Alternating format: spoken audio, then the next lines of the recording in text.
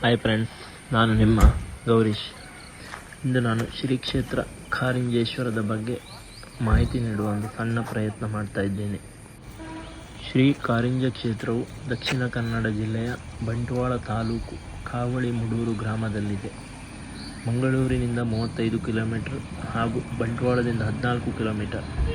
ಬಂಟ್ವಾಳದಿಂದ ಧರ್ಮಸ್ಥಳಕ್ಕೆ ಹೋಗುವ ರಾಜ್ಯ ಹೆದ್ದಾರಿಯಲ್ಲಿ 10 ಕಿಲೋಮೀಟರ್ ದೂರದಲ್ಲಿ ಸಿಗುವ ವಗ್ಗ ಎಂಬಲ್ಲಿ ಕಾರಿಂಜ ಕ್ರಾಸ್ ಸಿಗುತ್ತದೆ. ಎಡಕ್ಕೆ ಸ್ವಲ್ಪ ದೂರ ಸಾಗಿದರೆ ಕಾರಿಂಜ ಪ್ರವೇಶ ದ್ವಾರ, ಅಲ್ಲಿಂದ 4 ಕಿಲೋಮೀಟರ್ ಕೋಡಿಯಮಲೈ ದಕ್ಷಿ ಅರಣ್ಯದ ನಡುವಿನ ಡಾಂಬಾರು ರಸ್ತೆಯಲ್ಲಿ ಸಾಗಿದರೆ ಕಾರಿಂಜ ಬೆಟ್ಟ ಸಿಗುತ್ತದೆ. ಈ ಕಾರಿಂಜ ಬೆಟ್ಟವು ಸಮುದ್ರ ಮಟ್ಟದಿಂದ 1500 ಅಡಿ ಎತ್ತರದಲ್ಲಿದೆ. ಬೆಟ್ಟಗಳು ಬೃಹತ್ ಬಂಡೆಗಳಿಂದ ಆವರಿಸಿದೆ. ದೂರದಿಂದ ನೋಡಿದಾಗ ಇದು ಏಕಶಿಲಾ ಬೆಟ್ಟದಂತೆ ತೋರುತ್ತದೆ. ಇಲ್ಲಿ ಪಾರ್ವತಿ ಗಣೇಶನಿಗೂ ಹಾಗೂ ಶಿವನಿಗೂ ಪ್ರತ್ಯೇಕ ದೇವಸ್ಥಾನ ಇರುವುದು ವಿಶೇಷ. ಬೆಟ್ಟದ ಮಧ್ಯಭಾಗದಲ್ಲಿ ಪಾರ್ವತಿ ದೇವಸ್ಥಾನ ಹಾಗೂ ಸುತ್ತ ತುದಿಯಲ್ಲಿ ಶಿವನ ಗರ್ಭಗುಡಿ ರಾರಾಜಿಸುತ್ತಿದೆ. ಕೆಳಗಿನಿಂದ ಮೇಲಿನ ಶಿವ ದೇವಸ್ಥಾನದ ತನಕ ಸುಮಾರು 500 ಮೆಟ್ಟಿಲುಗಳಿವೆ.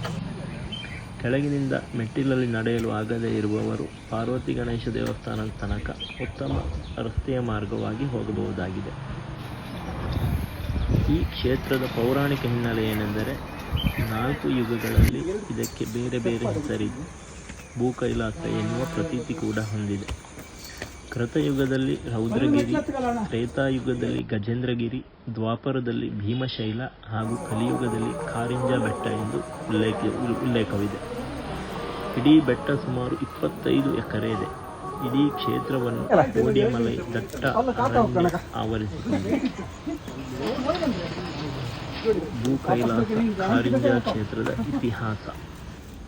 ತ್ರೇತಾಯುಗದಲ್ಲಿ ತನ್ನ ತಂದೆ ಜಮದಗ್ನಿ ಋಷಿಯ ಆದೇಶದಂತೆ ಭೂಕೈಲಾಸಕ್ಕೆ ಬಂದು ಶಿವನನ್ನು ತಪಸ್ಸಿನಿಂದ ಮೆಚ್ಚಿಸಿ ಶಿವನಿಂದ ಖಂಡ ಪರಶುವನ್ನು ಪಡೆದ ರಾಮ ಪರಶುರಾಮನಾಗಿ ಕ್ಷತ್ರಿಯ ಕುಲ ನಾಶ ಮಾಡಿ ದಿಗ್ವಿಜಯ ಮಾಡಿದನು ಅನ್ನುತ್ತದೆ ಕಂದ ಪುರಾಣ.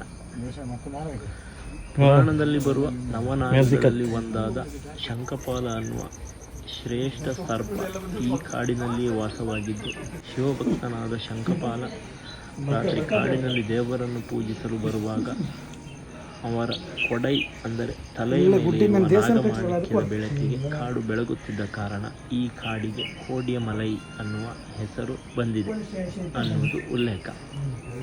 ಎತ್ತ ನೋಡಿದರೂ ಹಸಿರಿನಿಂದ ಕಂಗೊಳಿಸುತ್ತಿರುವ ಈ ಕೋಡಿಯಮಲೈ ಅರಣ್ಯವನ್ನು ನೋಡುವುದೇ ಒಂದು ಚಂದ. ನಮ್ಮ ಜೊತೆ ಬಂದವರೆಲ್ಲರೂ ತುಂಬ ಎಂಜಾಯ್ ಮಾಡಿ ಬೆಟ್ಟವನ್ನು ಹತ್ತಿ ಕಾರಿಂಜನ ದರ್ಶನವನ್ನು ಪಡೆದು ಪುಣ್ಯವಂತರಾದರು. ಎತ್ತ ನೋಡಿದರೂ ಹಸಿರು. ಪ್ರಕೃತಿಯನ್ನು ಆಸ್ವಾದಿಸುವವರು ತಪ್ಪದೆ ಒಮ್ಮೆ ಭೇಟಿ ಕೊಡಿ.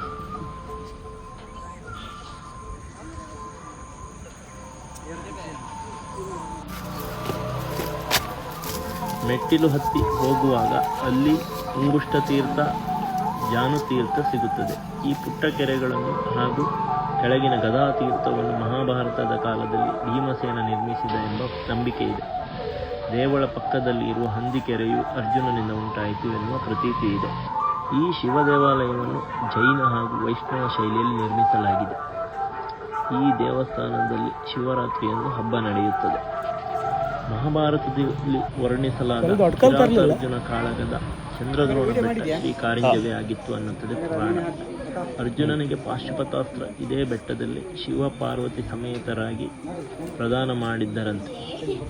ಶ್ರೀ ಕಾರಿಂಜೇಶ್ವರ ದೇವರ ಮೂಲ ಚೈತನ್ಯ ಇಂದಿಗೂ ಕಿರಾತ ರೂಪದಲ್ಲಿ ಇರುವುದೇ ಈ ಕಥೆಗೆ ಪುಷ್ಟಿ ನೀಡಿದೆ.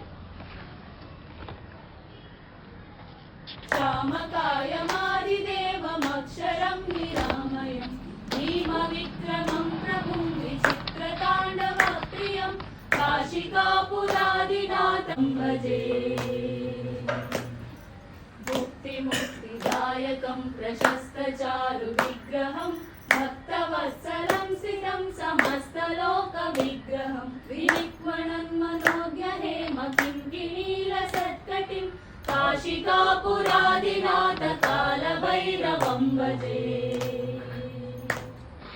धर्मसेतुपालकं त्वधर्ममार्गनाथं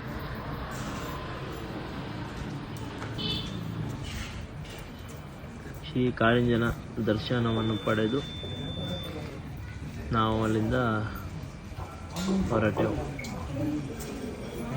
ಇಲ್ಲಿ ಇನ್ನೊಂದು ಕಥೆಯು ಪ್ರತೀತಿ ಇದೆ. ಅದೇನೆಂದರೆ, ಶ್ರೀರಾಮಚಂದ್ರನು ಸೀತೆಯನ್ನು ಹುಡುಕುತ್ತಿರುವಾಗ ಭೂ ಕೈಲಾಸದಲ್ಲಿ ಪ್ರಾರ್ಥನೆ ಮಾಡಿದ ಬಳಿಕವೇ ಸೀತೆಯ ಪತ್ತೆಯಾಗಿದ್ದನು.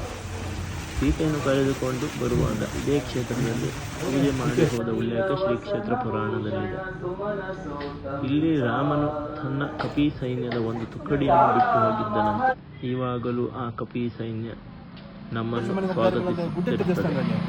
ಭಕ್ತಾದಿಗಳು ಕೆಳಗಿನಿಂದ ಬರುವಾಗ ಏನಾದರೂ ತಿಂಡಿ ತಿನಿಸುಗಳನ್ನು ತಂದು ಇಲ್ಲಿರುವ ಕಪಿ ಸೈನ್ಯಕ್ಕೆ ಕೊಡುವುದು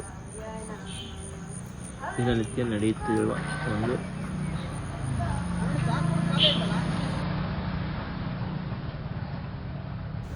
ನಾವೊಂದು ಚಾರ್ಧಾಮ ಯಾತ್ರೆ ಮಾಡೋದು. ಯಾರು ಇದು ಭೀಮಸೇನ ನಿರ್ಮಿಸಿದನೆಂದು ಹೇಳಲಾಗುತ್ತಿರುವ ಗದಾ ತೀರ್ಥ.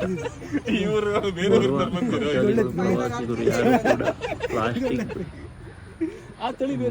ನೀರಿನ ಬಾಟಲ್ ಹಾಗೂ ತಿಂಡಿಯ ಕಸಗಳನ್ನು ಇಲ್ಲೆಲ್ಲೂ ಹಾಕದೆ ಕಾಪಾಡಬೇಕಾಗಿ ವಿನಂತಿ. ಪ್ರಕೃತಿ ಪ್ರೇಮಿಗಳು ಒಮ್ಮೆ ಶ್ರೀ ಕ್ಷೇತ್ರ ಕಾರಿಂಜಕ್ಕೆ ಭೇಟಿ ಕೊಡಿ. ನಿಮಗೆ ಇಷ್ಟ ಆದರೆ ಶೇರ್ ಮಾಡಿ, ಲೈಕ್ ಮಾಡಿ.